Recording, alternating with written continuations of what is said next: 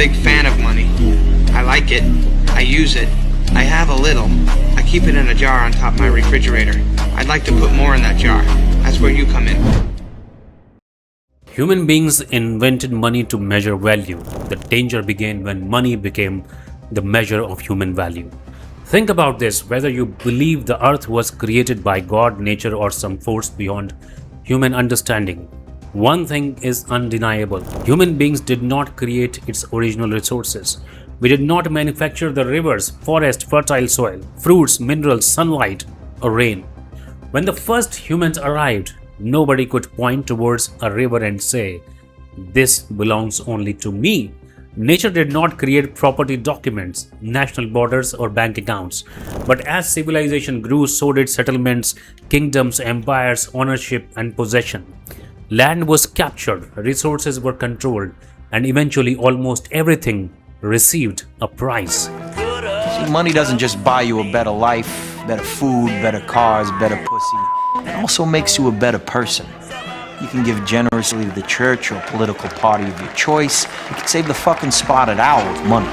Today, the richest 10% own approximately 3/4 of global wealth, while the poorest half of humanity owns only 2%. Fewer than 60,000 multimillionaires, the richest 0.001%, control around 3 times as much wealth as the entire bottom half of humanity. At the same time, an estimated 645 million people faced hunger in 2025. Creation did not differentiate while distributing resources, but human systems did. And the most powerful system we created was money. Nature created resources without price tags. Human beings created ownership, and money decided who could gain access. And the world's richest man, Elon Musk, has become the world's first trillionaire. Its co-founder, Larry Ellison, has become the world's richest person for the first time. दुनिया के तीसरे अमीर व्यक्ति बने Gautam Adani. Imagine that you grow wheat and I make shoes. You need shoes and I need wheat. So we exchange them. This is barter, trading one good or service directly for another. But what happens if you need shoes while I do not need wheat? You find someone who wants your wheat and has something I want. Economists call this the double coincidence of wants. There was also no standard way to calculate how much wheat should equal one pair of shoes. However, the idea that every ancient society depended entirely on barter is probably too simple. Early communities also used gifts, informal debts, and shared resources. People remembered who owed whom, while temples and governments recorded grain, labor, and livestock as units of value. Money developed gradually as a solution to different problems, measuring value, recording debt, storing purchasing power, and trading with strangers. Different societies used cattle, grain, salt, shells, beads, gold, and silver as money. Metal proved useful because it was durable, portable, and divisible. Standardized coins appeared around the 7th century BCE. Once rulers controlled coinage, they could collect taxes, pay soldiers, and finance empires. Money did not merely make trade easier, it made large governments and powerful armies possible. A modern 500 rupee note is simply a printed piece of paper. It cannot feed you or shelter you. You accept it because you believe the next person will also accept it. That collective trust is the foundation of money. Money performs 3 main functions. It is a medium of exchange, allowing us to buy and sell. It is a unit of account, allowing us to compare prices, and it is a store of value, allowing today's work to be converted into future purchasing power. Modern currencies such as the rupee, dollar, and euro are called flat money. They are not backed by a fixed quantity of gold. Their value comes from government authority, legal recognition, economic strength, and public confidence. For many years, currencies were linked directly or indirectly to gold. Under the Bretton Woods system, major currencies were connected to the US dollar, while foreign central banks could exchange dollars for gold. In 1971, US President Richard Nixon ended the dollar's convertibility into gold. From that point, the international monetary system moved towards flat currencies and floating exchange rates. Money works because billions of people agreed to believe in the same promise. Most people imagine that money is created inside a government printing press, but most modern money exists digitally as numbers in bank accounts. Here is the surprising part. Commercial banks create much of this money when they issue loans. Suppose a bank approves a 50 lakh home loan. It does not necessarily take 50 lakh of existing cash from a vault. It credits your account while recording a loan of the same amount as its asset. A new bank deposit and therefore new spendable money has been created.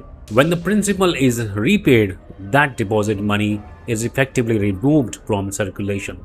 Interest becomes income for the bank. The Bank of England explains that most modern money is created through commercial bank lending.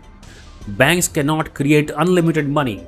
Their lending is restricted by regulations, capital requirement, risk, demand for loans, and central bank policies.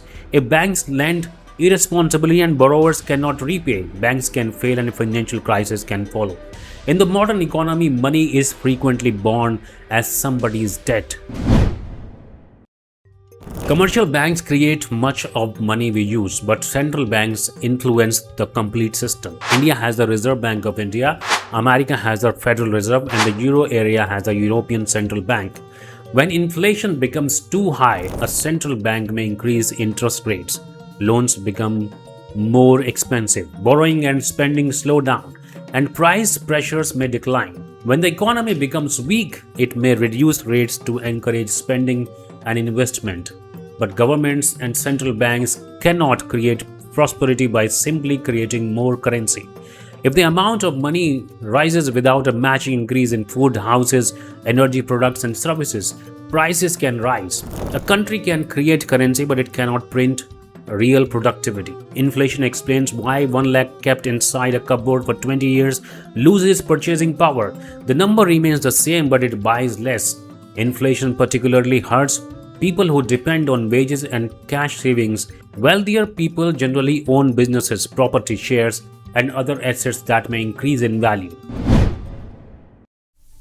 Money and wealth are different. Money is a tool for measuring and exchanging value. Wealth is ownership of valuable assets after subtracting debt. Person earning 2 lakh per month but spending 2.2 lakh may look rich without building wealth.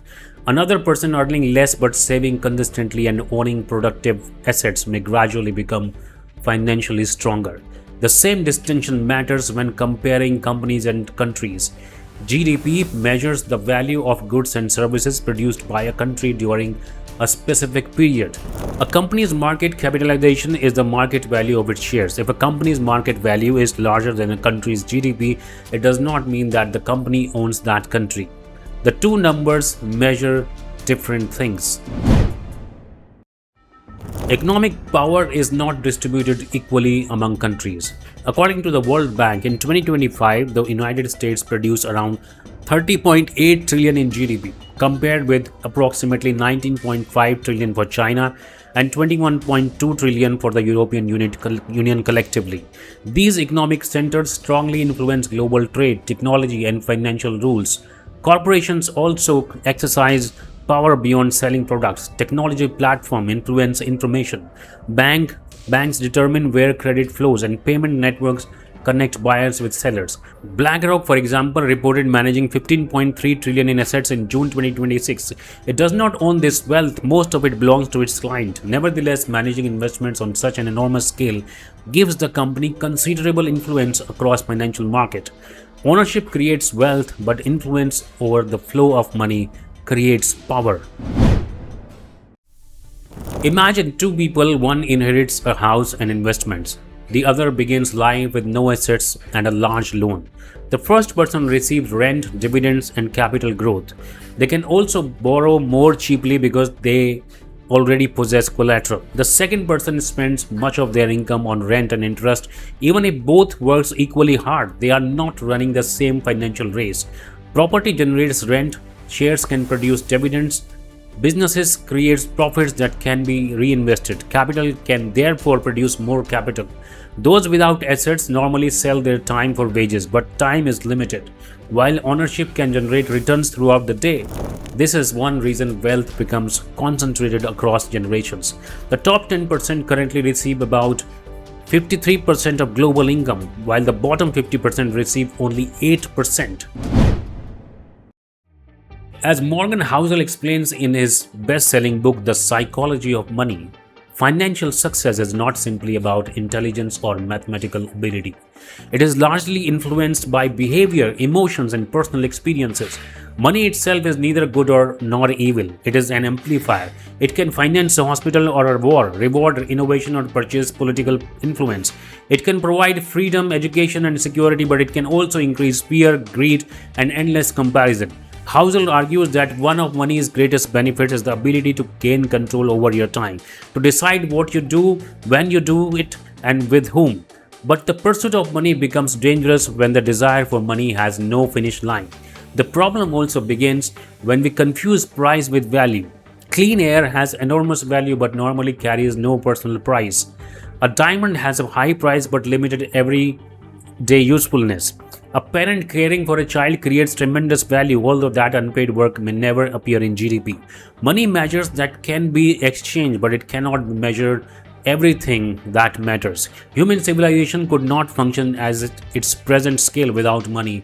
It allows farmers, factories, banks, and customers located thousands of kilometers apart to cooperate without knowing one another. But money is not a natural law like gravity. It is a human agreement supported by governments, banks, laws, and collective trust. We created money to serve civilization, but civilization gradually began organizing itself around money. The real question is not whether the modern world can survive without it.